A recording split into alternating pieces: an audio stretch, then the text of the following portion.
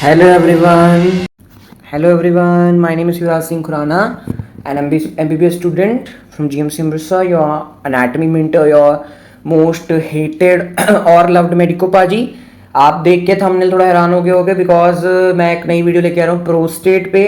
This is the important topic but मैं इसको I don't know reasons पता नहीं मैं कराना भूल गया था इसको when I was teaching the pelvis and मैंने हेड एंड नेक जल्दी स्टार्ट कर दिया था इसलिए प्रोस्टेट टॉपिक रह गया था.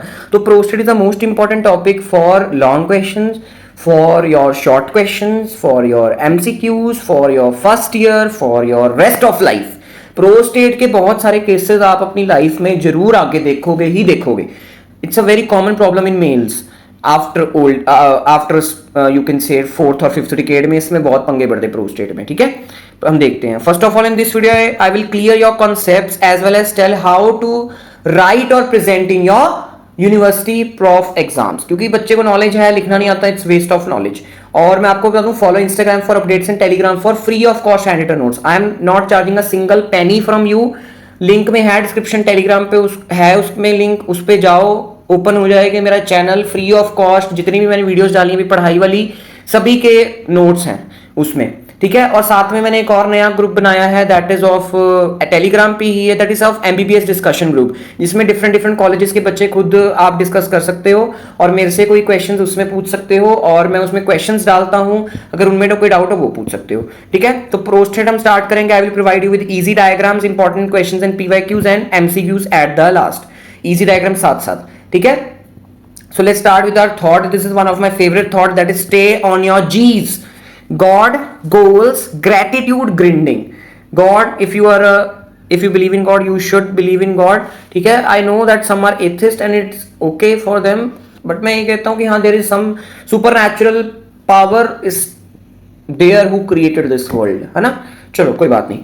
So goals, gratitude, how you take your life, and grinding, that is how you do hard work and smart work in your life to be a successful. So stay on your G's. ठीक है, मैं इसको बहुत one of my favorite thoughts है.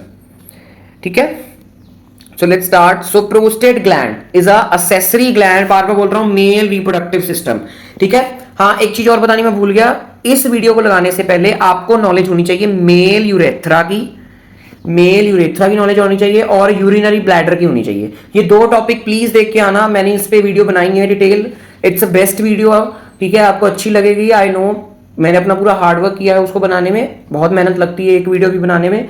ठीक है, तो आप देख के आना. आई होप आपको अच्छी लगे. ठीक है, बाकी आपको उनकी नॉलेज है देन इट्स वेरी गुड.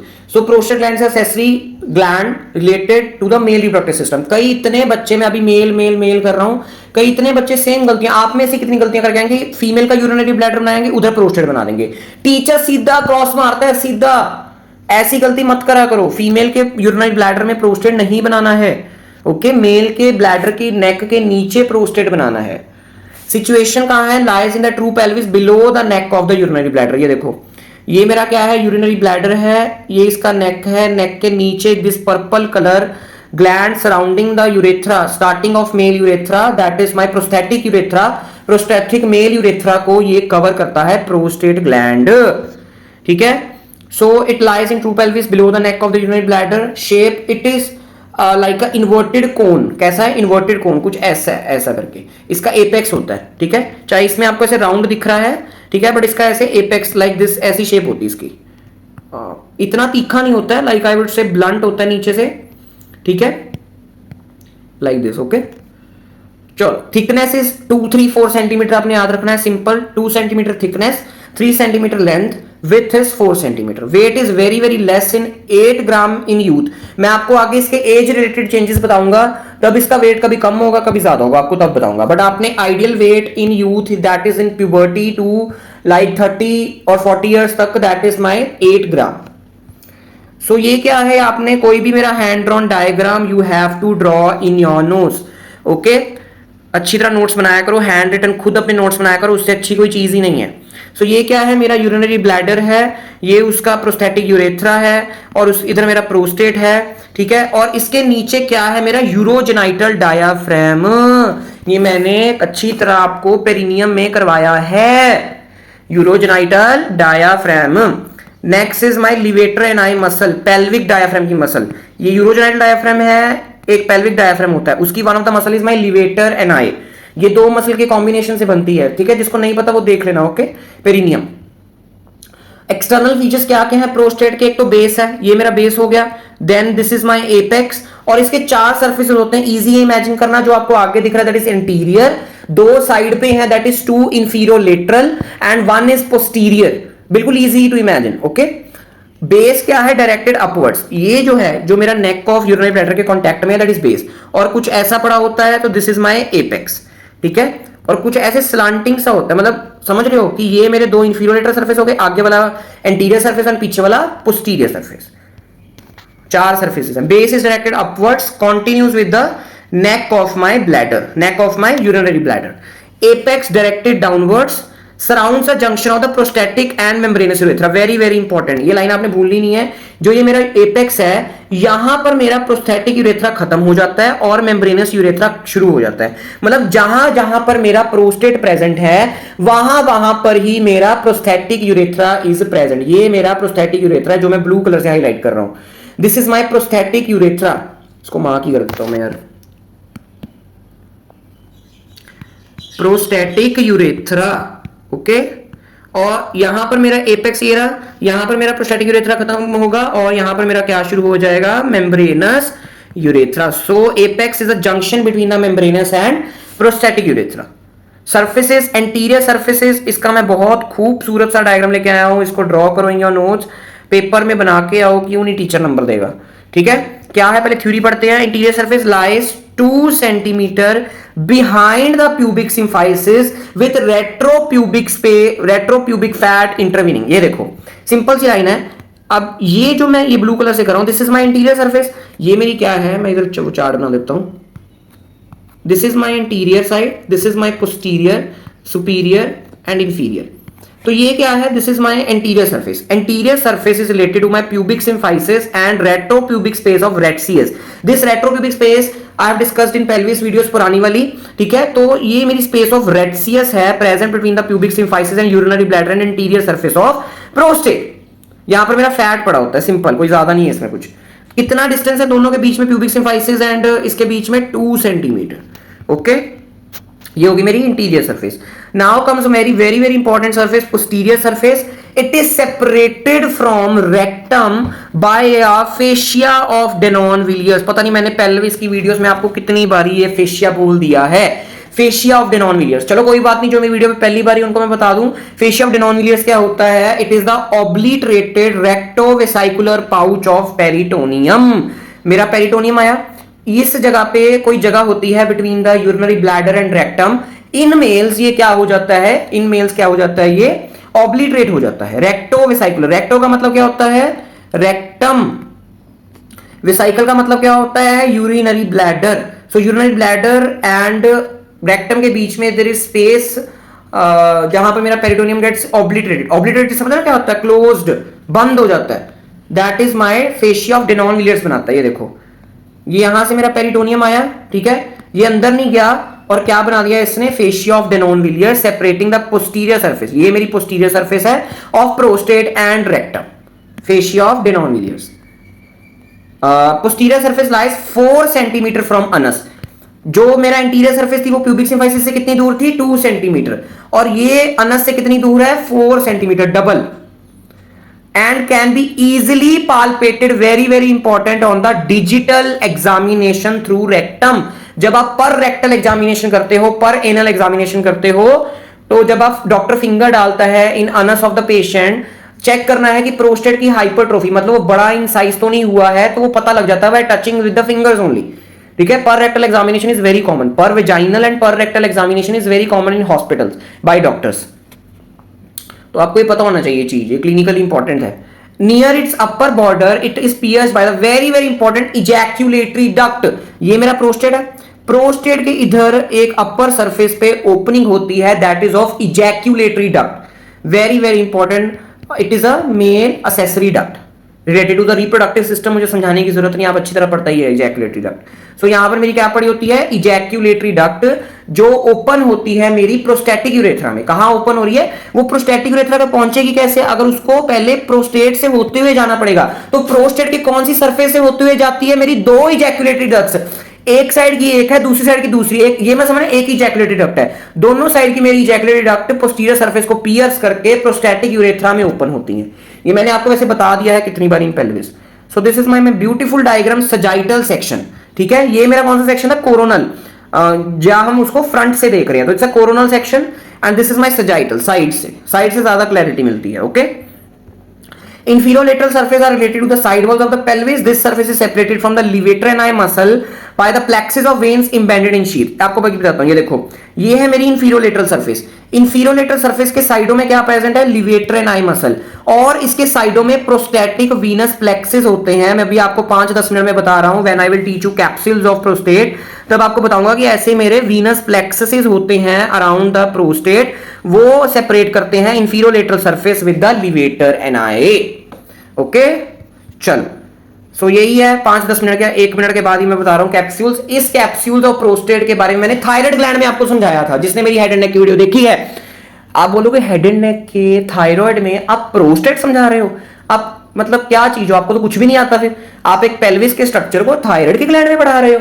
तो आपको मैं बता दूं, ये नहीं कि मुझे आता नहीं है, आई जस्ट वॉन्ट टू से हम थायराइड के कैप्सूल एंड प्रोस्टेट के कैप्सूल के कंपैरिजन करते हैं, क्योंकि दोनों के कैप्सूल्स आर एक्स्ट्रा इंपॉर्टेंट, ठीक है, कि कैप्सूल होता है। क्यों करते हैं, क्योंकि इन capsules are also related to my venous plexuses. कैसे वीनस प्लेक्सेस दोनों ग्लैंड्स की पड़ी होती है वो हमने देखना होता है। और आपको बता दूं, head and neck paper A में आता है, प्रोस्टेट पेपर बी में आता है, दैट एब्डोमिनल पेल्विस बी में आता है, बट क्वेश्चन ये दोनों में आ सकता है। That is my prostate and thyroid के ग्लैंड का डिफरेंस, थायराइड के कैप्सूल का डिफरेंस बताओ एंड प्रोस्टेट एंड थायराइड के कैप्सूल का डिफरेंस बताओ in both paper, in paper भी। तो इसलिए मैं दोनों बार ही करवाया आपको, प्रोस्टेट में भी अभी करवा रहा हूं and I will also taught you in thyroid gland also. So let's start. जो प्रोस्टेट के दो कैप्सूल होते हैं, true capsule and false capsule. True capsule उसके मैटर, जो प्रोस्टेट का अंदर का जो मैटर है उसके कंडेंसेशन से ही बनता है, कि जो ये साइड वाला पेरिफेरल पार्ट ऑफ प्रोस्टेट है यही टफ हो जाता है, और ये जो मैं ब्लैक कलर से मार्क किया है, जो मैं ब्लू हाइलाइटर से मार्क कर रहा हूं, that is my true capsule. But false capsule कैसे बनता है, एंडोपेल्विक फेशिया, जो पेल्विस के अंदर जो मेरा डीप फेशिया है उससे बनता है, ये देखो ग्रीन कलर का। So this is my false capsule. अच्छा, आपको ये बता दूं कि आगे जो मेरे मेम्ब्रेनस है यूरेथ्रा, इधर आगे जो मेरा मेम्ब्रेनस एंड स्पॉन्जी यूरेथ्रा है, इसमें आगे बल्बो यूरेथ्रल ग्लैंड्स की ओपनिंग होती है, that I have discussed in urethra. चलो उसको छोड़ो। तो प्रोस्टेट के जो वीनस प्लेक्सेस होते हैं, जो इसकी वीनस ड्रेनेज लेके जाते हैं, वो प्रेजेंट होते हैं between the true capsule and false capsule. True capsule and false capsule, okay, ये बहुत इंपॉर्टेंट है। Prostatic venous plexuses are present between the true capsule and false capsule of my prostate. अब है कंपैरिजन। कंपैरिजन क्यों, क्योंकि अब देखो, prostate तो मैंने समझा दिया कि ये फॉल्स है, ये ट्रू है, उन दोनों के बीच में मेरे वीनस प्लेक्सेस पड़े हैं। बट थायराइड के अंदर कैसे होता है, जिसने मेरी थायराइड की वीडियो लगाई है या नहीं भी लगाई है, जिसको थायराइड याद है, उसके जो वीनस प्लेक्सेस, उसके भी दो ही कैप्सूल है, इसका भी ट्रू कैप्सूल है, इसका भी फॉल्स कैप्सूल है, बन भी सेम चीज ही रहे हैं। ट्रू कैप्सूल इसके पेरिफेरल पार्ट कंडेंसेशन से बनता है, फॉल्स कैप्सूल फेशिया से बनता है। बट जो इसके वीनस प्लेक्सेस है ना, वो इसके ट्रू कैप्सूल के अंदर प्रेजेंट हैं, मतलब वो ग्लैंड के अंदर ही प्रेजेंट होते हैं। बट प्रोस्टेट के जो मेरे प्लेक्सेस हैं वो मेरे फॉल्स कैप्सूल के नीचे हैं, that is between true and false, और या फॉल्स के नीचे। बट जो मेरे वीनस प्लेक्सेस है, that is below my true capsule, okay जी। So this is the comparison of the thyroid and prostate capsule. अब आपने थायरैक्टमी करनी है। थायरैक्टमी जब आप करते हो, आपने ब्लड लॉस कम करना है। ब्लड लॉस कम कैसे होगा, आप वीनस प्लेक्सेस को ही सबको बाहर निकाल लोगे। अगर मेरे वीनस प्लेक्सेस सारे बाहर निकल जाएंगे तो हेमरेज नहीं होगा। So to during thyroidectomy, thyroid is removed along with true capsule, but during prostatectomy both the capsules are intact. क्योंकि अगर मैंने फॉल्स कैप्सूल को छेड़ा है, ट्रू कैप्सूल को छेड़ा, तो मेरे वीनस प्लेक्सेस क्या हो जाएंगे, हिल जाएंगे, दे कैन रप्चर। सो हम प्रोस्टेक्टमी में बोथ कैप्सूल को ऐसे ही छोड़ देते हैं प्रोस्टेट निकालने के लिए, बट ड्यूरिंग थायरैक्टमी मैं true capsule removed along with the true capsule निकालता हूं। एक में मैं ट्रू कैप्सूल निकाल रहा हूं, एक में मैं फॉल्स एंड ट्रू को साथ में ही रख रहा हूं, नहीं निकाल रहा, ठीक है। ओके सो तो ये था कैप्सूल का comparison of thyroid and gland, ठीक है। अब आपको समझ आ गया, ये मत समझना कि भाई ये तो भाई बेकार इंसान है, इसको तो कुछ पता नहीं है, वीडियो बंद करो, चलो कोई और पढ़ते हैं, ठीक है। तो ये रीजन था। So next is the lobes of the prostate, very very important, lobes and zones. बच्चे कई बार क्वेश्चन आता है लोब्स पे लिख जोन्स आते हैं, जोन्स पे क्वेश्चन आता है लिख लोब्स आते हैं, तो अभी ध्यान से समझ लो। सो लोब्स क्या है, इसके भी दो कैटेगरीज हैं। लोब्स मतलब कैसे, दो दो डिफरेंट डिफरेंट एज या फिर डिफरेंट डिफरेंट यू कैन से, जिस आप एज पे वो एक मेल है, male foetus, so foetal prostate up to 20 weeks, कितने 20 वीक्स ऑफ गेस्टेशन, जब वो अपने मां के अंदर यूट्रस में 20 वीक्स तक है फीटस, तब प्रोस्टेट हैज 5 लोब्स, कितने lobes 5 lobes, that is my median, anterior, posterior and 2 lateral. अब जो ये डायग्राम आपको मैं शो कर रहा हूं, इसमें मैंने 2 लेटरल जो सेक्शंस हैं वो रिमूव कर दिए हैं। क्यों मैंने रिमूव किया, क्योंकि सजाइटल सेक्शन है, मैं साइड से देख रहा हूं, तो मैं लेटरल को काटूंगा तभी मुझे सेक्शन दिखेंगे ना। यहां पर मेरे ऐसे पूरा लेटरल पड़ा था, अब मैंने लेटरल को काटा तो मुझे बाकी लोब्स दिखेंगे। तो मैंने इस सेक्शन में 2 लेटरल लोब मुझे नहीं दिख रहे हैं, होते 5 हैं लोब्स, बस कैटेगरी है डिवाइड करने की और to the of the prostate कि इंटरनल जो स्ट्रक्चर है कैसे डिवाइडेड है। तो ये है मेरा इंटीरियर लोब, ये क्या है मेरा प्रोस्थेटिक यूरेथ्रा, प्रोस्थेटिक यूरेथ्रा इधर किसकी ओपनिंग हो रही है, मेरी इजैक्यूलेटरी डक्ट की, इजैक्यूलेटरी डक्ट की। ये है मेरा मीडियन, मीडियन का मतलब क्या होता है, बिल्कुल मिडल वाला लोब, ना कि मैंने मीडियल लिखा है, मैंने लिखा है मीडियन, एन पाया है, मतलब present at the centre, present at the middle, so it is middle and this is posterior. 2 lateral होते हैं बट मुझे दिखेंगे नहीं। अब ये था मेरा sagittal section of the foetal prostate up to 20 weeks, ये उसकी बात कर रहा हूं मैं, अडल्ट की अभी बात नहीं कर रहा, अडल्ट की अभी तक मैंने लोब्स की बात नहीं की है।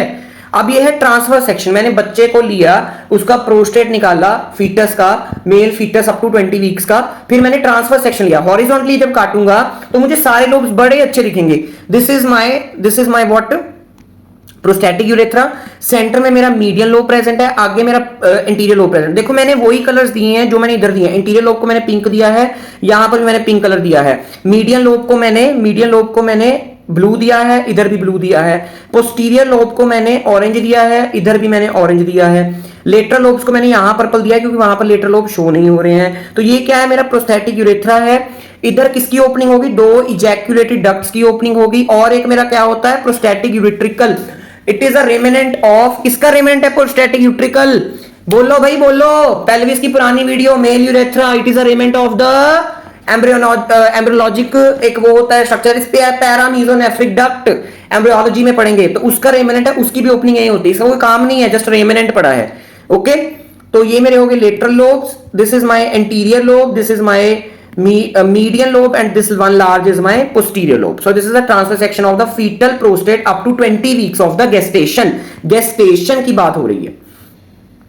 Now after the 20 weeks through out the life, अगर मैं कोई अडल्ट का प्रोस्टेट लूं, दैट इज अडल्ट लूं, चाहे 5 साल के बच्चे का लूं, 10 साल 15 साल 20 साल 25 30 35 40 50 60 70 80 90 100 जितने मर्जी मेल्स का मैं प्रोस्टेट लूं, after 20 weeks of gestation, 21 week of gestation पे भी मैं ले रहा हूं, तो क्या होता है, there is only 2 lobes left, median and lateral. क्यों, ये रह जाते हैं। तो आप कहोगे पोस्टीरियर एंड इंटीरियर खत्म हो जाते हैं, भाई वो इंटीरियर पता कैसे खत्म होते हैं, इंटीरियर एंड पोस्टीरियर, क्योंकि ये जो लेटरल लोब्स हैं दीज ओवरग्रो, ये जो लेटरल हैं ये बड़े बड़े हो जाते हैं, तो ये इंटीरियर एंड पोस्टीरियर लोब को खत्म कर देते हैं। क्या कर देते हैं, खत्म कर देते हैं। So there are only 3 lobes left, 3 lobes left.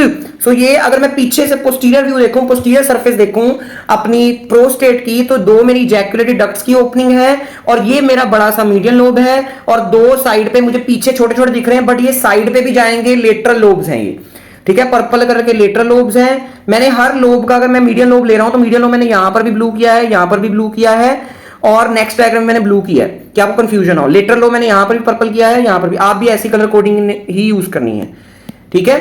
But in median and posterior lobes, median and lateral lobes को अलग अलग कौन करते हैं, 2 सल्कसेस, वन इज ट्रांसवर्स, सीधा है, हॉरिजॉन्टल है ट्रांसवर्स सल्कस, एंड एक मेरा क्या होता है पोस्टीरियर मीडियन सल्कस, सेंटर से जा रहा है पोस्टीरियर साइड पे, पोस्टीरियर मीडियन सल्कस, ठीक है, समझ आ गया आई होप। अच्छा कई बच्चे ना वंस मेरे ऊंची बोलने से मुझे कमेंट याद आ गया बच्चे का, कि एक बच्चे ने कमेंट किया था कि आप पढ़ाते वक्त एकदम ऊंचे कैसे हो जाते हो, ठीक है, पढ़ाते पढ़ाते एकदम ऊंचे हो गए, फिर तो पता क्या है, बेसिकली मुझे पहली बात तो जिसने भी कमेंट किया था वो मुझे सुन के मतलब देख के बहुत कहते हैं अच्छा लगा। I laughed at that comment because बात पता क्या है, जब मैं पढ़ाता हूँ ना तो मुझे मजा आता है। बात ये है कि जब मैं पढ़ाता हूँ तो मुझे ना बहुत मजा आता है कि लाइक मुझे ना ऐसे फील होता है कि because I have a hobby of teaching. 3 साल मैंने अपने होम टाउन लुधियाना में वो दी, क्या कहते हैं, कोचिंग्स दी। तो यहाँ पर भी आके मुझे पढ़ाने का मौका मिल रहा है, वो भी ऐसे स्कॉलर्स को, एमबीबीएस स्टूडेंट्स को जो इतने ज़्यादा वो हैं, शाइनिंग स्टार्स हैं, जो भीड़ से निकले हैं, उनको पढ़ाने का मौका मिल रहा है, तो बहुत अच्छी बात है। तो I liked my work, I like my work, not liked, I like my work daily. अब भी मैंने 5-6 videos back to back shoot की हैं। जैसे मैं अभी रात के 11 साढ़े 11 बैठ गया था, 12 बजे बैठ गया था, और अब सुबह के 6 साढ़े 6 बज चुके हैं। कितना टाइम हो गया है, आई विल चेक, 6:22 हो गए हैं, और 6:22 पे भी मैं अभी भी शूट कर रहा हूँ। This is my 5th video I am shooting, और अब मैंने एक और वीडियो इसके बाद शूट करनी है, और कल मैं कॉलेज की छुट्टी करूंगा, मतलब आज ही हो गया, अब तो आज कॉलेज की छुट्टी करूंगा। और मतलब ना ऐसे अच्छा लगता है मुझे पढ़ाना, तो कई बार मैं ऊंची हो जाता हूँ, फील आती है ना मुझे पढ़ाने में, फील आती है। जब एक अच्छा टीचर वही होता है जो जो जिसको खुद कंसेप्ट आते हो और वो आगे आपको क्लियर करता है। तो मैं हमेशा ऐसा टीचर बनना चाहता हूं कि मैं अच्छी तरह खुद चीज को समझता हूं, अगर मुझे खुद चीज पता होगी तो मैं आगे डिलीवर कर पाऊंगा। तो जब मुझे ऐसे आज समझाने में अच्छा लगता है ना, तो मैं ऊंची हो जाता हूं, पता नहीं क्यों, इट्स आई डोंट नो, अपने आप ही होने लग जाता है। मेरे अपने आप ही vocal cords and all that larynx की मसल्स अपने आप ही काम ज्यादा करने लग जाती हैं, फील आता है पढ़ाई में। चलो, सो नेक्स्ट आर सपोर्ट्स। वैसे सपोर्ट्स एक तो urogenital diaphragm and next is fascia of Denon Villiers. ये सपोर्ट्स हमने भूल ली है। ये देखो, ये क्या है मेरा, कहाँ गया, यूरोजेनाइटल डायाफ्राम पेरिनियम, है ना। एक तो वो सप्लाई कर रहा है प्रोस्टेट, सपोर्ट कर रहा है प्रोस्टेट को। Next is my fascia of Denon Villiers जो पोस्टीरियरली सपोर्ट कर रहा है, ठीक है।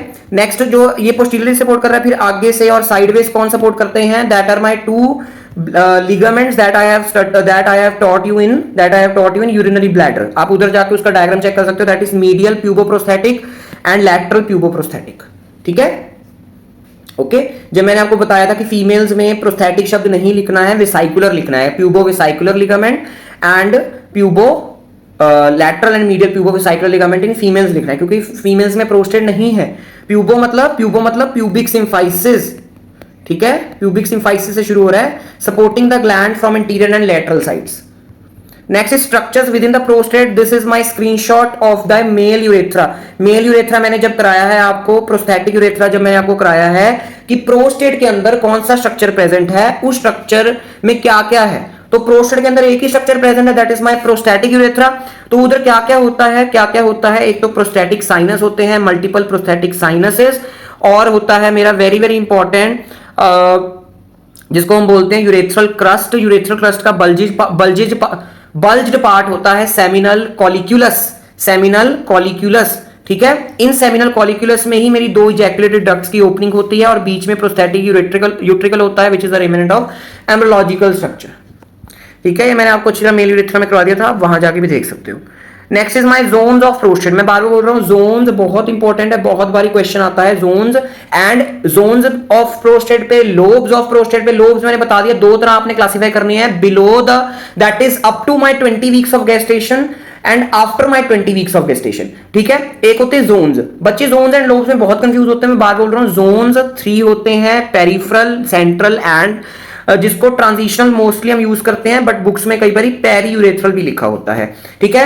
According to the scientist that is known as McNeal, McNeal is my anatomist who had classified the gland into 3 zones, ठीक है। प्रोस्टेट के अंदर वाली जोन्स को डिवाइड करने का तरीका है, और आप zones are more important as compare to lobes, ठीक है, clinically also. Peripheral zone forms a 70% of the glandular tissue and it is a cancer vulnerable, very very important। मैं इसका डायग्राम लेके आया हूं, बहुत अच्छा सा, इजी सा, मजेदार सा, अभी के लिए सुन लो। चलो पहले डायग्राम दिखा देता हूं। ये देखो, ये डायग्राम है, मुझे बहुत मेहनत लगी है बनाने में, बट आपने इतनी मेहनत नहीं करनी है। आपने सिंपल यूरेथ्रा सिंपल प्रोस्टेट बनाना है। स्टार्टिंग इधर आपने इस्थमस बनानी है, जहां पर कोई ग्लैंडुलर टिश्यू नहीं है। Isthmus has no glandular tissue, कोई ग्लैंड का टिश्यू इधर नहीं है। अच्छा, मैं इधर वो बना दूं, मैप बना दूं, कौन सा इंटीरियर है कौन पोस्टीरियर है। सो this is my interior, lateral medial यहां पर पता नहीं लगेगा। सो this is my anterior and this is my posterior, ठीक है। तो ये मेरा इस्थमस है, इस्थमस में कोई ग्लैंडुलर टिश्यू नहीं होता है। और ये रहा मेरा सारा बाहर पर्पल कलर वाला जो मैंने बनाया है, that is my peripheral zone covering my 70% of glandular tissue. ये जो मेरा पेरिफेरल जोन है that is covering my that 70%। जो इसके अंदर ग्लैंड्स हैं that I have made up of blue colour, okay. तो प्रोस्टेट अपनी सिक्रीशंस जो डालता है वो सीमन में डालता है ना, सेमिनल वेसिकल्स हो गया, प्रोस्टेट हो गया, इन्होंने अपनी सिक्रीशंस कहां डालनी है? In the semen. तो वो जो सिक्रीशंस बना कौन रहा है? ये ग्लैंड्स ही बना रहे हैं, ठीक है। ये सिर्फ ग्लैंड नहीं, और अंदर वाली जोन इज माय, जो मैंने येलो कलर की बनाई है, दिस येलो कलर की zone is my central zone. Central, बिल्कुल सेंटर में प्रेजेंट, इसका नाम सेंट्रल जोन पड़ा है। इसके अंदर जो ग्लैंड्स हैं मैंने रेड कलर के बनाए हैं, that is my mucosal gland. मैं हाथ जोड़ के विनती करके बोल रहा हूं, जो मैंने ब्लू कलर का बनाया है इसको प्लीज वेन मत समझना, और जो मैंने लाल रंग का बनाया है इसको आर्टरी मत समझना। मैं हाथ जोड़ के पहले ही बोल रहा हूं, प्लीज अपने कंसेप्ट मत बनाना, ठीक है। सो सेंट्रल जोन कितना कवर करता है? मेरा 25% ऑफ द एरिया कवर करता है। और जो मेरा ये जो व्हाइट पार्ट है, जो मेरा प्रोस्थेटिक यूरेथ्रा के आसपास ये जो मेरे छोटे छोटे ग्लैंड्स आप देख रहे हो, these are known as my mucosal glands. अच्छा अगर मैंने लाल वाले को म्यूकोजल बोल दिया और these are the sub mucosal glands, these are my sub mucosal. मुझे ऐसा लग रहा है कि मैंने लाल वाले को शायद म्यूकोजल बोल दिया है। चलो मैंने अगर सब म्यूकोजल बोला तो वेल एंड गुड। तो लाल वाले सब म्यूकोजल हैं, ये व्हाइट वाले मेरे क्या है? म्यूकोजल है, present around my prostatic utricle and transitional zone. ये जो छोटा सी जोन है दैट इज 5% ट्रांजिशनल जोन। तो अब क्या है? Peripheral zone is 70%, it is cancer vulnerable. अगर प्रोस्थेटिक कार्सिनोमा कैंसर हो रहा है तो सबसे ज्यादा कहां पर होता है? पेरिफेरल जोन में ही होता है। आपको आगे क्लिनिकल में भी बताऊंगा। एंड अच्छा, ये आपको ये सारा transitional zone and central zone मिला के this all area is known as central gland. क्या बोलते हैं इसको? Central gland. अच्छा, और एक मेरी होती है बिनाइन प्रोस्टेट हाइपरट्रोफी, हाइपरप्लेजिया। एक हाइपरट्रोफी होती है, हाइपरप्लेजिया होता है। हाइपरप्लेजिया आप अगले साल पैथो में पढ़ोगे। Hyperplasia is increase in cell number and hypertrophy is increase in cell size. अभी आप कहीं पर लिख सकते हो plasia that is my, hyper का मतलब क्या होता है? ज्यादा, plasia that is my cell, so increase in cell number. Hypertrophy क्या होता है? Increase in cell size. Benign prostate hypertrophy सबसे ज्यादा कहां पर होती है? From the transitional zone. Cancer कहां सबसे ज्यादा हो रहा है? कैंसर सबसे ज्यादा बाहर हो रहा है, और बिनाइन प्रोस्टेट हाइपरट्रोफी सबसे ज्यादा अंदर हो रही है, ट्रांजिशनल जोन में, पेरी यूरेथ्रल जोन में, ठीक है। इसका एक मैंने छोटा सा ऐसे दिमाग में ट्रिक बनाई थी कि कैंसर को हम बाहर निकालना चाहते हैं, हम दूर रहना लाइफ से, तो इसलिए वो कहां पर होगा? पेरिफेरल जोन, मतलब बाहर होगा। और एक आपको याद रहेगा, हमेशा ना कंफ्यूजन होता है कि BPH is my benign prostate hyperplasia, या हाइपरट्रोफी कहां पर होती है या फिर वो कहां पर होता है, कंफ्यूजन रहती है। तो इसलिए एक ट्रिक आप याद रखो, कार्सिनोमा कैंसर जो होता है उसको मैंने बाहर भेजना है, तो ये कहां पर होगा? पेरिफेरल जोन में होगा, ठीक है। Just a trick to remember, कोई कंसेप्ट नहीं है इसमें। Next is my arterial supply. ये मैंने आपको फर्स्ट वीडियो में करवाई थी। इंटरनल इलियक आर्टरी, उसकी ब्रांच होती है इंफीरियर वेसिकल, उसकी branches, then middle rectal and internal pudendal artery से जो मेरी ब्रांचेस निकलती हैं, दैट सप्लाइज माय प्रोस्टेट। इसकी आर्टीरियल सप्लाई बहुत बारी पूछते हैं इन एमसीक्यूज। एंड इसकी venous drainage is extra important prostate के। इसके वीनस प्लेक्सेस कहां होते हैं? अभी 10-15 मिनट पहले बोला है, इसके वीनस प्लेक्सेस कहां होते हैं? प्रोस्टेटिक वीनस प्लेक्सेस कहां होते हैं? Between the false and true capsule, या below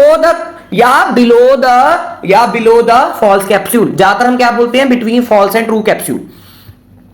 these plexuses very important. इसकी क्लिनिकल बहुत इंपॉर्टेंट है, बहुत बारी क्वेश्चंस पूछते हैं और केसेस भी आपको मिलेंगे, और बहुत खतरनाक क्लिनिकल है, अप्लाइड एस्पेक्ट है। These plexuses communicates with vesical venous plexuses. Vesical मतलब कहीं पर भी वेसिकल आ जाए, that is related to my urinary bladder.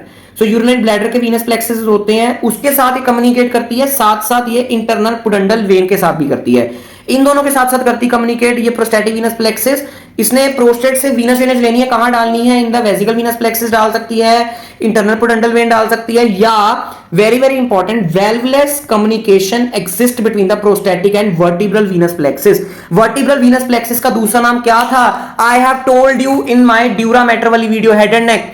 क्या था? That was my Batson's plexuses, ठीक है। जिन्होंने नहीं देखी, इट्स ओके। बैटसन्स प्लेक्सेस बोलते हैं वर्टिब्रल वीनस प्लेक्सेस। इसके साथ ही कनेक्टेड होती है, जिसको नहीं पता बता दूं, ये मेरा क्या है? ये मेरा वर्टिब्रल कॉलम है, हड्डी है, बीच में मेरी स्पाइनल कॉर्ड है, इसके बीच में स्पाइनल कॉर्ड के ऐसे बीच में, स्पाइनल कॉर्ड के बाहर जो मेरे प्लेक्सेस होते हैं जो वर्टिब्रल कॉलम के अंदर है उनको हम बोलते हैं वर्टिब्रल वीनस प्लेक्सेस। क्या बोलते हैं? Vertebral venous plexuses. इसके साथ ही कम्युनिकेट करते हैं मेरे प्रोस्टैटिक वीनस प्लेक्सेस। अब ये स्पाइनल कॉर्ड में पहुंचे, वर्टिब्रल कॉलम में पहुंचे, तो कोई भी कार्सिनोमा कैंसर होगा, आपको पता है मेटास्टेसिस करता है कैंसर, वो एक जगह से दूसरी जगह चले जाता है। तो जो कार्सिनोमा ऑफ प्रोस्टेट होगा ऐसे फैलेगा from the prostate to my vertebral column and to the skull. फिर वर्टिब्रल कॉलम किससे अटैच्ड है? To the skull. So prostate का कैंसर भी पहुंच जाता है, ज्यादातर इंफेक्शन भी पहुंच जाती है, जो इंफेक्शन होती है वो भी पहुंच सकती है टू द ब्रेन। एक ना पैरासाइट होता है, आई हैव एकदम मुझे याद आ गया, I have read in my microbiology, that is known as Schistosoma haematobium. तो वो ना ज्यादातर वेसिकल वीनस प्लेक्सेस में रहता है या प्रोस्टैटिक वीनस प्लेक्सेस में रहता है, ठीक है। तो कई बार उसका जो एग या लार्वल फॉर्म होती है पैरासाइट की, वो ऊपर skull, vertebral column, spinal cord तक पहुंच सकती है। ओके, चलो एक वैसे ही था bonus concept microbiology. Lymphatic drainage is through the internal iliac node and sacral nodes, main supply है, एंड एक्सटर्नल इलियक नोड से पार्शियली सप्लाई है। ना supply, it's a viscera, organ है, छोटा सा चाहे है। So it is through the prosthetic nerve plexus. Prosthetic nerve plexus is made up of sympathetic and parasympathetic. कोई भी विसरा हो उसकी सिंपैथेटिक एंड पैरासिम्पैथेटिक सप्लाई होती है। Sympathetic is by L1 and L2 and parasympathetic is by S2, S3 and S4। Okay, age changes in prostate. अब this is very extra important topic, सीधा question आता है age changes, and it is very important for topic for clinic knowledge also. Before birth जो mother का oestrogen है वो क्या करता है? It causes epithelial hyperplasia and squamous metaplasia. अब आपको ये मेटाप्लेजिया, हाइपरप्लेजिया तो मैंने आपको बता दिया, that is increase in cell number, कि सेल नंबर इंक्रीज हो रहा है, ठीक है। मेटाप्लेजिया क्या होता है? Metaplasia is change in epithelia, कि पहले कोई और एपिथेलिया था अब कोई और हो गया है। तो जो जब फीटस बर्थ अपने यूट्रस के अंदर है, तो तब जो मदर का एस्ट्रोजन होता है वो क्या करता है? प्रोस्टेट का एपिथेलियल हाइपरप्लेजिया, जो एपिथेलिया है उसको क्या कर देता है? बढ़ा देता है, इंक्रीज इन सेल नंबर कर देता है। और कौन सा एपिथेलिया कर देता है? स्क्वेमस एपिथेलिया कर देता है बाय स्क्वेमस मेटाप्लेजिया। चेंज कर देता है epithelium to my squamous epithelia बन जाता है। उसके बाद जब बर्थ होता है, ducts are embedded in stroma. जो डक्ट्स है मेरी इजैक्यूलेटरी डक्ट्स हो गई हैं, या जो यूरेथ्रा है वो अभी प्रोस्टेट के अंदर है, वो डेवलप, अभी तक जो डक्ट्स हैं वो अच्छी तरह डेवलप नहीं हुई हैं, कहने का ये मतलब है। एम्बेडेड इन स्ट्रोमा का मतलब है कि अभी वो जो मेरी डक्ट्स हैं वो मेरी अभी तक डेवलप्ड नहीं हुई हैं, ठीक है। और क्या है? जो मेरे अंदर के जो फॉलिकल्स हैं वो भी अभी तक डेवलप नहीं हुए हैं। जो अंदर जो फॉलिकल्स जो मेरी सिक्रीशंस बनाएंगे ऑफ द प्रोस्टेट, जो ग्लैंड्स हैं वो भी अभी तक स्मॉल हैं, डेवलप्ड नहीं हुए हैं, ठीक है। वो आपको समझ आ गया होगा। सो नेक्स्ट इज एट प्यूबर्टी। क्या होता है? Puberty is क्विसेंस। क्विसेंस क्या होता है? डोरमेंसी। डोरमेंसी का मतलब क्या होता है? आपको पता होगा डोरमेंसी, आपने शायद सुना हो। Dormancy is not actively dividing. अगर आपको डोरमेंसी नहीं समझ आ रहा तो आप याद रख सकते हो, नॉट एक्टिवली डिवाइडिंग। मतलब प्यूबर्टी से पहले पहले, सपोज करो फ्रॉम फर्स्ट ईयर, 1 ईयर से लेके 12-13 ईयर्स तक मेल का जो प्रोस्टेट है, बच्चे का जो बॉय का प्रोस्टेट है, दैट इज अंडर क्विसेंस। वो जैसा छोटे होते था, फॉलिकल स्मॉल थे, डक्ट्स एम्बेडेड थे इन द स्टोमा, वैसा का वैसा ही रह गया टिल द प्यूबर्टी। बट जब प्यूबर्टी आई, जब प्यूबर्टी आई, टेस्टोस्टेरोन रिलीज हुआ, it lead to the maturation, branching of the ducts and maturation of follicle. सारा प्रोस्टेट मैच्योर होना शुरू हो गया, ठीक है। वो प्यूबर्टी तक पूरा मैच्योर हो जाएगा टिल 17-18 ईयर्स, ठीक है। आगे क्या होगा? थर्ड डिकेड, जब अब 30 साल में जब हो जाएगा, 30 to 40 ईयर्स कह सकते हैं, या लाइक 28 ईयर्स टू 38 ईयर्स, मतलब थर्ड डिकेड का मतलब क्या होता है? 10 साल। सो 30 साल तक देयर इज ग्लैंडुलर पॉलिफेशन, और ग्लैंड्स बड़े हो रहे हैं, जो अंदर जो ग्लैंड्स हैं बड़े हो गए। Fourth decade involution starts. जो ग्लैंड बड़े हुए थे वो इन्वोल्यूट करना स्टार्ट कर गए, मतलब देयर इज, कैसे मैं समझाऊं, इनवर्ड फोल्डिंग होनी स्टार्ट हो गई है of the epithelia and their glands के अंदर एपिथेलिया, उनकी इन्वोल्यूशन स्टार्ट हो गई, इनवर्ड फोल्डिंग स्टार्ट हो गई है। And appearance of amyloid bodies. अब अमाइलॉइड बॉडी क्या होता है? This is a deposition of extra cellular proteins. So deposition of extra cellular proteins, ये अमाइलॉइड बॉडीज हो amyloidosis हो, you will learn in your pathology next year. Pathology next, deposition of extracellular proteins. वो proteins deposit होना शुरू हो जाता है till the 4th decade. And 5th decade में क्या हो जाता है, सब में नहीं होता है बट ज्यादातर में हो जाता है, around 90% cases, benign hypertrophy. Benign का मतलब क्या है, बिनाइन मतलब नॉट मिलिग्रेंट, मतलब ये दूसरे ऑर्गन्स में नहीं फैलेगा जो प्रोस्टेट बड़ा हो गया साइज में. हाइपरट्रोफी का मतलब क्या होता है, इंक्रीज इन साइज. या तो पेशेंट में बिनाइन हाइपरट्रोफी हो जाएगी या तो सेनाइल एट्रोफी हो जाएगी. एट्रोफी का मतलब क्या होता है, decrease in size. Hypertrophy is increase in size, atrophy is decrease in size. Senile मतलब विद एज, बुढ़ापा. सेनाइल मतलब ओल्ड एज, ठीक है, ओल्ड एज, ठीक है. तो ओल्ड एज में क्या हो जाएगी, एट्रोफी हो जाएगी. या तो ये हो जाएगा, या तो प्रोस्टेट बड़ा हो जाएगा या तो छोटा हो जाएगा. मतलब प्रोस्टेट को कुछ ना कुछ होना ही है at the 5th decade after 50 years. इसलिए वो प्रोस्टेट ना बहुत पंगे डालता है in males in old as. In old as नहीं मैं कहूंगा, आफ्टर 50 इयर्स ये बहुत पंगे डालता है. इसलिए डॉक्टर्स रिकमेंड करते हैं after reproductive age around 45 year और 55 ईयर एज के बाद प्रोस्टेट रिमूव करा देना चाहिए.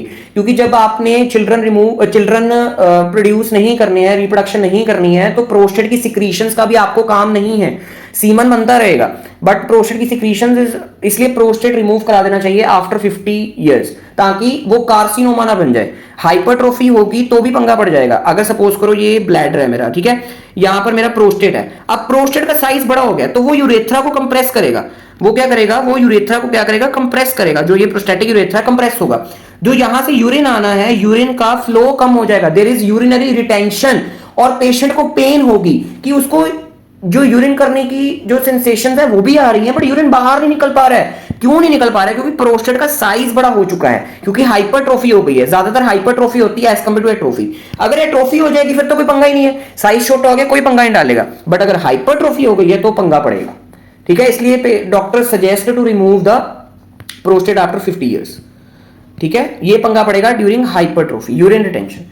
सो बिनाइन प्रोस्टेट हाइपरट्रोफी जिसकी शॉर्ट टर्म है clinical anatomy, benign prostate hypertrophy जिसकी short you can say abbreviation है, ये मैंने खुद नहीं बनाई है, इट्स एब्रीवेशन, एक्सेप्टेड एब्रीवेशन, ठीक है, बीपीएच.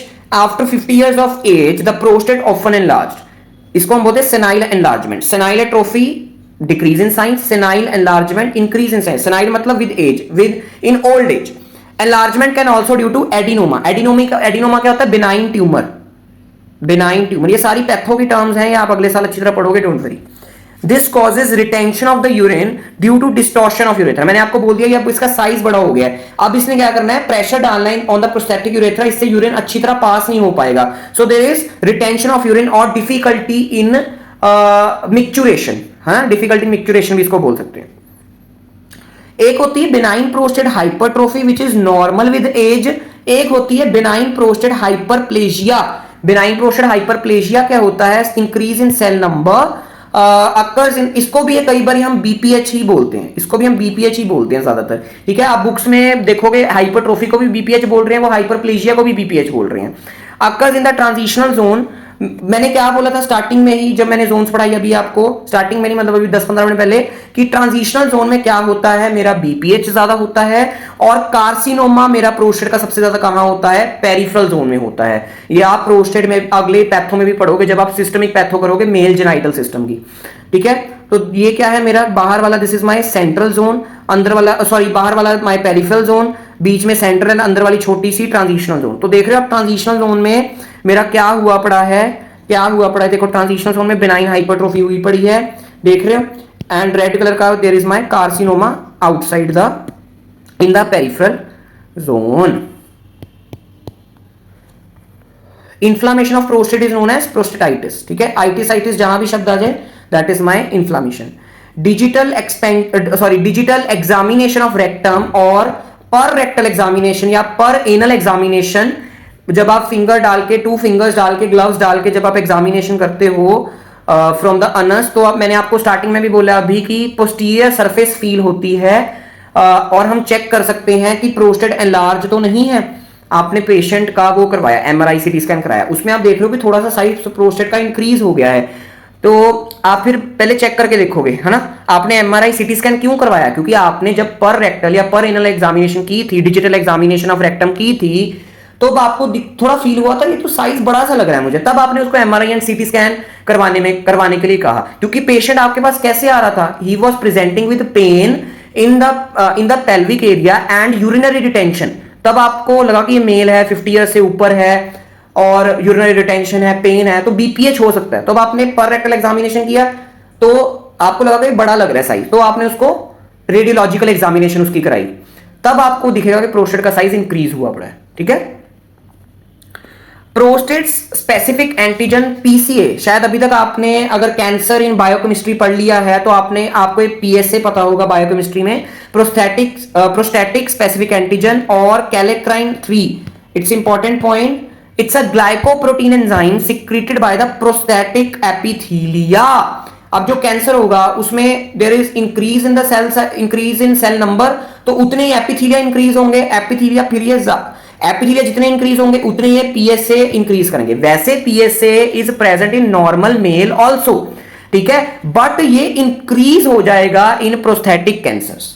नॉर्मल मेल में भी प्रेजेंट है क्योंकि एपिथीलिया तो बनाएगा, बट अगर एपिथीलिया बहुत ज्यादा हो गया है अब वो ज्यादा पीएसए रिलीज करेगा, so PSA will be increased in prostatic cancers.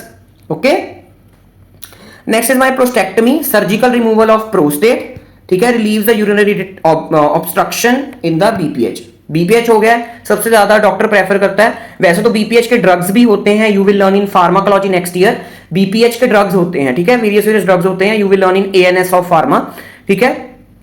तो वो ड्रग से अगर फर्क नहीं पड़ रहा है तो हम क्या करते हैं, प्रोस्टेक्टमी करते हैं, ठीक है। So both capsules and वीनल plexus, कैसे प्रोस्टेक्टमी करनी है, कैप्सूल्स हमने दोनों कैप्सूल उधर ही रखनी है, मैंने आपको स्टार्टिंग में भी बता दिया, to avoid the haemorrhage. PYQs long question, मैंने स्टार्टिंग में आपको बोला लॉन्ग क्वेश्चन बड़े आराम से बनता है, प्रोस्टेट पे इतने डायग्राम्स हैं इसके, इतने इंपॉर्टेंट क्लिनिकल्स हैं, बहुत काम आना है प्रोस्टेट आपको आगे फ्यूचर में। Short questions on the prostate gland पे शॉर्ट क्वेश्चन वैसे बहुत कम आता है, बट अगर आ रहा है तो आपने थोड़ा थोड़ा एक्सप्लेन करना है सब कुछ, zones, lobes, age related changes और स्टार्टिंग के जो एक्सटर्नल फीचर्स हैं वो तो एक्सप्लेन करने ही करने हैं। Next short note on the lobes, बहुत बारी क्वेश्चन आता है, कैप्सूल्स पे बहुत बारी आता है, जोन्स एंड 3, ये जो 4 क्वेश्चन है ना ये बहुत इंपॉर्टेंट है, ठीक है। अगर 12 मार्क्स से क्वेश्चन आ रहा है तो वो आपको हेडिंग बनाएंगे, एक्सटर्नल फीचर्स की हेडिंग बनाएंगे कि प्रोस्टेट पे लॉन्ग मार्क्स का लॉन्ग क्वेश्चन आ रहा है तो फर्स्ट हेडिंग होगी एक्सटर्नल फीचर्स पे, देन एज रिलेटेड चेंजेस पे क्वेश्चन पूछ सकते हैं या जोन्स पे पूछ सकते हैं। अगर आपको लॉन्ग क्वेश्चन में पूछा भी ना हो ना, age related changes, zones, lobes, कुछ भी ना, आपने सब कुछ ये चारों चीज एक्सप्लेन करके आनी ही आनी है, चाहे लॉन्ग क्वेश्चन आ रहा है, शॉर्ट क्वेश्चन आ रहा है प्रोस्टेट का, ये चारों चीजें आपने एक्सप्लेन करके आनी, lobes, zones, capsules and age related changes, and BPH भी एक्सप्लेन करके आना ही आना है, ये बहुत इंपॉर्टेंट है, ठीक है। MCQs, which of the following lobes of the prostate most commonly involved in BPH? BPH कार्सिनोम, मैंने कैसे आपको याद कराया था कि जब हम कैंसर को बाहर निकालना चाहते हैं, तो उसकी जोन कौन सी होगी, पेरिफेरल जोन होगी, ठीक है, कौन सी जोन होगी, पेरिफेरल जोन होगी। और जो मेरा बीपीएच है उसकी ट्रांजिशनल जोन होगी, बट ये जोन्स हैं, बट इन्होंने क्या पूछा है, लोब्स पूछा है। कितने लोब्स हैं मेरे, कितने लोब्स हैं प्रोस्टेट के, इन अडल्ट पूछ रहे हैं, कितने लोब्स हैं, एक मीडियन है, 2 लेटरल है। अगर लोब में पूछे, लोब में सबसे कॉमन कौन सी जगह पे होगी, तो that is my medial lobe. देखो आपको रट्टा नहीं मारना, इसमें कुछ रट्टे मारने की बात नहीं है, जहां पर मेरा ट्रांजिशनल जोन प्रेजेंट है वहां पर ही मेरा मीडियल लोब प्रेजेंट है ना, ये मत समझो कि हाँ मीडियल लोब कोई अलग जगह से पैदा हो रहा है, नो, ये देखो मैं आपको समझा रहा हूं, देखो अगर नहीं समझ आया देखो दोबारा, ये मेरा क्या है, this is my transitional zone, तो ट्रांजिशनल जोन की जगह पे ही मेरा मीडियल लोब प्रेजेंट है। लोब्स एंड जोन्स जो हैं ये डिवाइड करने का जस्ट तरीका है, क्या है, डिवाइड करने का जस्ट तरीका है टू द प्रोस्टेट, तो यहां पर ही मेरा मीडियल लोब इज प्रेजेंट, इसलिए transitional zone and median lobe में मेरा BPH is most common. Which zone is involve in prostate cancer, बार बार बोल चुका हूं, peripheral zone most commonly involve. Arterial supply mainly drive किससे होती है, that is my inferior vesicular artery. Which part of the rectum is related, अच्छा option में मैं जब मैंने आपको उसकी थ्योरी लिखवाई है अभी आर्टीरियल सप्लाई की, तब मैंने इंटरनल पुडेंडल आर्टरी भी लिखवाई है, बट अगर मैं ऑप्शन में आ रहा है, मैं आपको बार बार बोलता हूँ आर्टीरियल सप्लाई ऑफ प्रोस्टेट पे बहुत एमसीक्यूज आते हैं, तो अगर मैंने चूज करना हो इंफीरियर वेसिकुलर आर्टरी या इंटरनल पुडेंडल आर्टरी में से मेन सप्लाई कौन दे रहा है, that is my inferior vesicular artery, दे दोनों रहे हैं, दे दोनों रहे हैं, और साथ में कौन देती है, मिडल रेक्टल वेन की branches. Which part of the rectum is related to rectum and, अच्छा related to prostate, related to the prostate, which oh sorry my mistake, which part of the prostate आना है यहाँ पर, which part of the prostate is related to the rectum, is related to rectum and examined by the digital rectal examination। तो कौन से part को हम check कर रहे हैं, पीछे वाले को, that is my posterior surface। apex of the prostate is directed towards, ये मेरा यूरिनरी ब्लैडर है, ये मेरा प्रोस्टेट है, और ये उसका एपेक्स है। यहां पर क्या प्रेजेंट है, there is my urogenital diaphragm. उसका यूरोजेनाइटल डायाफ्राम किससे रिलेटेड है, उसकी इंफीरियर मेम्ब्रेन याद है, कुछ इंफीरियर मेम्ब्रेन को हम बोलते हैं perineal membrane. This question is related with my perineum. Perineum की आपको नॉलेज होनी चाहिए इसके साथ, वैसे इतनी नॉलेज जरूरी नहीं है। यूरोजेनाइटल मेम्ब्रेन होती है, उसकी यूरोजेनाइटल मेम्ब्रेन की इंफीरियर लेयर जो होती है that is my perineal membrane. Prostatic venous plexuses communicate with which other system contributing to the spread. कौन से किसके साथ वो कनेक्टेड होते हैं, that are my vertebral venous plexuses. और किसके साथ कनेक्टेड होते हैं, वेसिकल वीनस प्लेक्सेस या internal pudendal vein, internal pudendal vein. Okay, but सबसे ज्यादा कैंसर इससे स्प्रेड होता है, that is vertebral venous plexus, क्योंकि इसमें वेल्व भी नहीं है। वेल्व नहीं होंगे तो कार्सिनोमा को कोई रेजिस्टेंस ही नहीं मिलेगा, समझ रहे हो। वैसे वेल्व होंगे तो कार्सिनोमा वो उस वेन में ही रह सकता है, बट नहीं, अब वो ऑर्गन्स बोन्स तक पहुंचेगा, स्कल, वर्टिब्रल कॉलम, ऑर्गन्स तक पहुंचेगा। So this was all about today's video. कोई भी डाउट हो यू कैन कमेंट और DM me on Instagram। Thank you. Be kind to humans and animals. Bye bye.